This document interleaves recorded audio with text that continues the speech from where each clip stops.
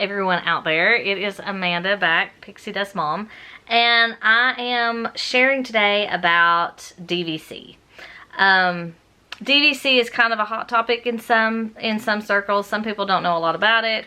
Some people are very against it because it is Disney's version of a timeshare.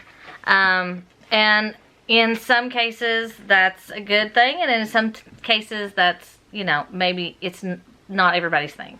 I bought my first contract in 2022, so I've been a DVC owner for almost 2 years. And I enjoy it, and I'll talk a little bit throughout the video about why we chose to purchase DVC. But the basic, like, this is just intro to DVC, and then there'll be some subsequent videos coming up. So first, Disney Vacation Club is a timeshare. It is not your traditional timeshare where when you purchase, you're purchasing a specific week in a specific room at a specific place. Instead, for Disney's timeshare, it is you are purchasing an allotment of points, a share in a specific resort. So,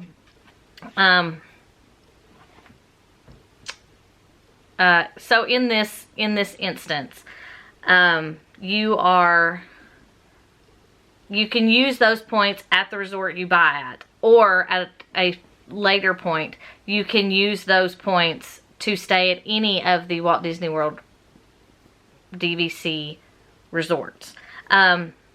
In some cases, depending on whether you buy direct with Disney or through a resale, like you purchase a used contract, is whether or not you can use those points at all of the resorts, and whether you can use those points for other things like cruises or staying at like a moderate or a value resort, but or use them for Adventures by Disney or anything like that. So that depends on how you bought your points, but we're not going to talk about that now either. But basically, you use however many points you have to book a stay at a DVC resort. And a lot, you know, a lot depends on how many points you have, when you're staying, and all of those things. But we'll talk about that in a later video. There's a lot to say a little bit. So, but yes, it is a points-based timeshare. You're not buying a specific week. And hang on, I'll be right back. Okay, so what can you get when you have DVC points? So there are basically a variety of DVC resorts at Walt Disney World, Disneyland, and some other places around the country. So there are currently, with the addition of the cabins at Fort Wilderness being for sale right now and opening, I believe, in the summer of 2024,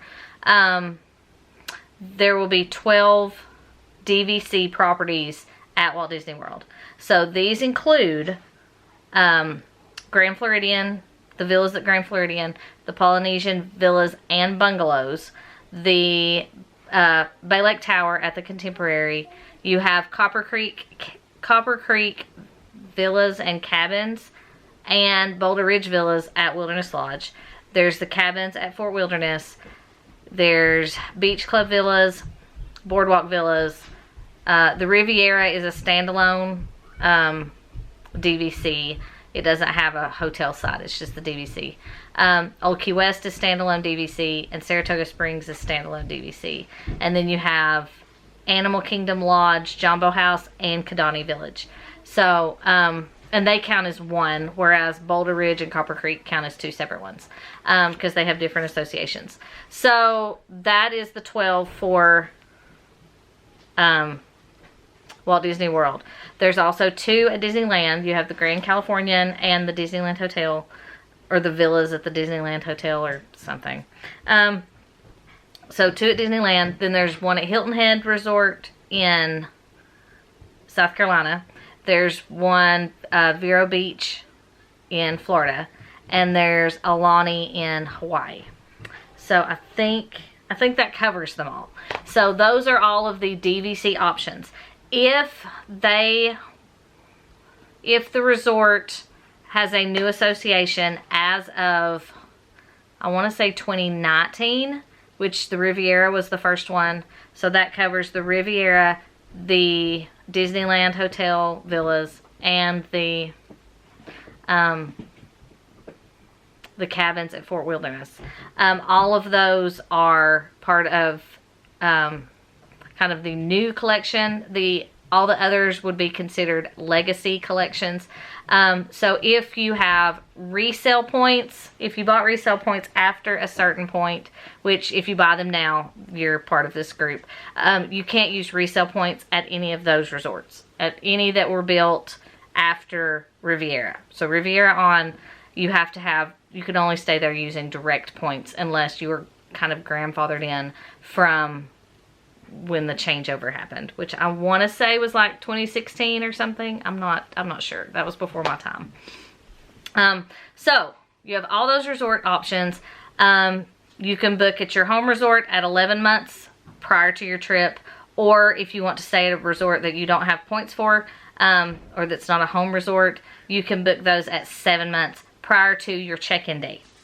And I'll do a whole nother video on booking and banking and borrowing and all the point things.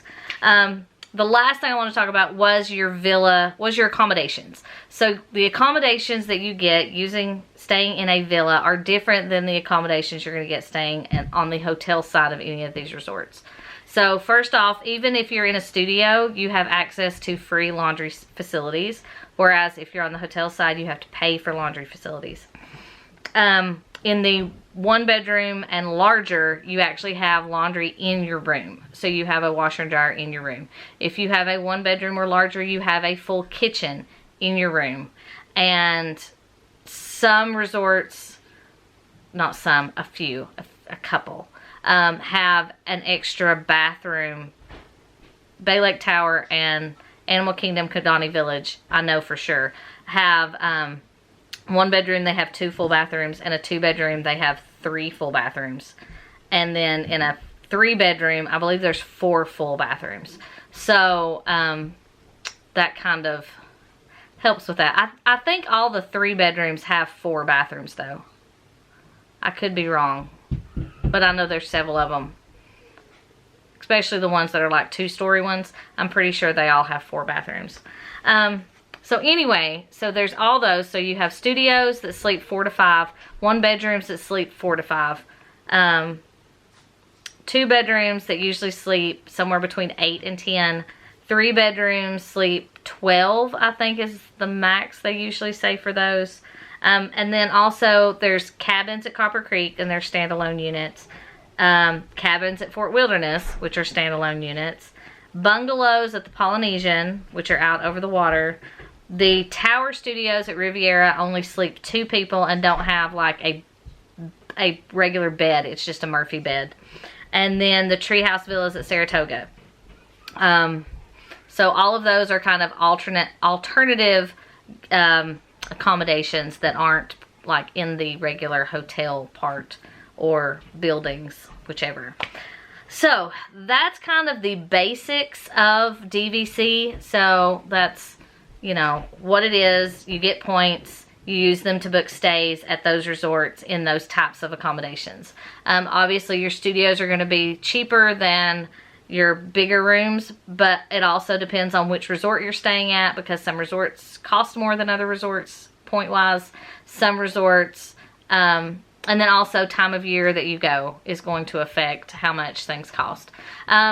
So we could talk about all that later. If you have questions, leave them in the comments, and I will be sure to make sure to answer those in upcoming videos, because I think what I'm going to try to do is alternate, and like every other week do a DVC video, and then the weeks I don't, I'm going to be talking about our upcoming trip, and then maybe throwing some vlogs in. So I would love it if you would subscribe and hang out with us and see what all we do and all of our Disney stuff.